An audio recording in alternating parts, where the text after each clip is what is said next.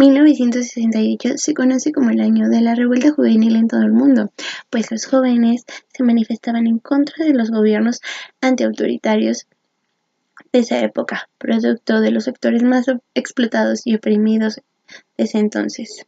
Los jóvenes buscaban crear una nueva conciencia política, una nueva manera de hacer política. Y esto se ve en los diferentes movimientos en los que participaron. Por ejemplo, en Francia, la insurrección obrera estudiantil que se celebró en mayo de ese año, las revueltas en Praga en contra de los gobiernos antiburocráticos y movimientos stalinistas.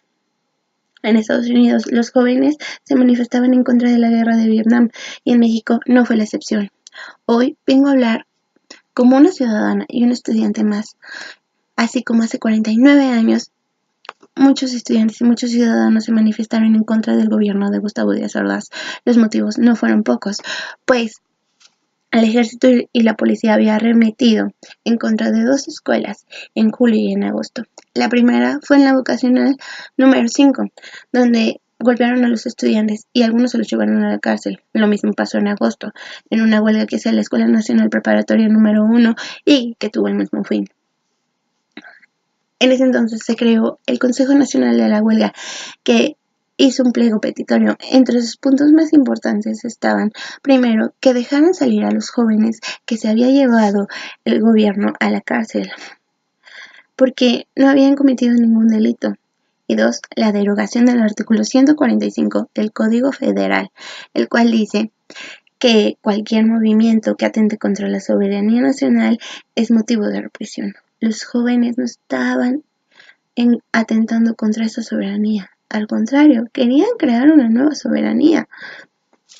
Todo esto llevó a que el 2 de octubre de 1968 se llevara una manifestación en la Plaza de las Tres Culturas. Y a las 7 de la noche, 3 bengalas cambiaron el rumbo de esa historia, pues en lugar de exigir respuestas, el gobierno los atacó. Desaparecieron muchos estudiantes y mataron unos cuantos. Incluso una periodista italiana estuvo ahí, de nombre Oriana Facelli, y describió los hechos, de cómo al soltar esas 3 bengalas el ejército atacó. Al día siguiente las cifras decían que solo había 26 muertos y 100 heridos. Tiempo después, Luis Echeverría entregó documentos a la CIA, donde entre las demandas y las llamadas que estaban en ese momento eran 400 las muertes, 400. Y se estima que en esa plaza, en ese día, estuvieron entre 5.000 y 10.000 personas. Hasta la fecha no se sabe el número exacto de las personas que murieron en ese atentado. Y 68 lo podemos ver como un número muy lejano, pero no es así. Hace 3 años en Ayotzinapa ocurrió un hecho similar. 43 se volvió una cifra muy importante, pues ahí desaparecieron en manos del gobierno y del narco 43 jóvenes, desapareciendo sin motivo alguno. La PGR ahora solo culpa a Barca, el gobernador de Iguala, y a su esposa, pero en realidad hay más ahí, y sí se culpa al Estado, porque ha habido impunidad, porque sigue habiendo, sin revelarse, quién realmente fue y qué realmente les pasó a esos jóvenes. Muchas personas dicen que debemos de olvidar esto y que debemos de proseguir, pero yo digo que no hay que olvidar, porque si no conocemos nuestra historia, pues efectivamente estamos condenados a repetirla. ¿Realmente debemos de olvidar esos hechos? ¿Realmente no nos debe de causar indignación lo que haya pasado? Pues imagínate, actualmente nosotros somos jóvenes y podríamos ser los próximos a los que nos podría suceder lo mismo.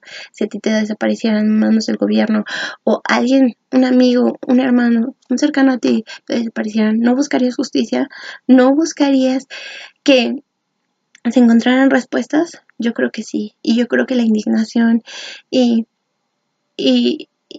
buscar justicia es parte de nosotros, es parte de crear esa conciencia política, es parte de hacer cambiar la manera de ver las cosas. Las marchas no deberían de verse solamente como parar el tráfico o llegar tarde a otros sitios, sino para recordar que aún sigue habiendo impunidad, que aún sigue habiendo injusticia, y ayudar a esa gente a buscar esa justicia, a que siga habiendo indignación, a hacer cambiar el país de diferente manera.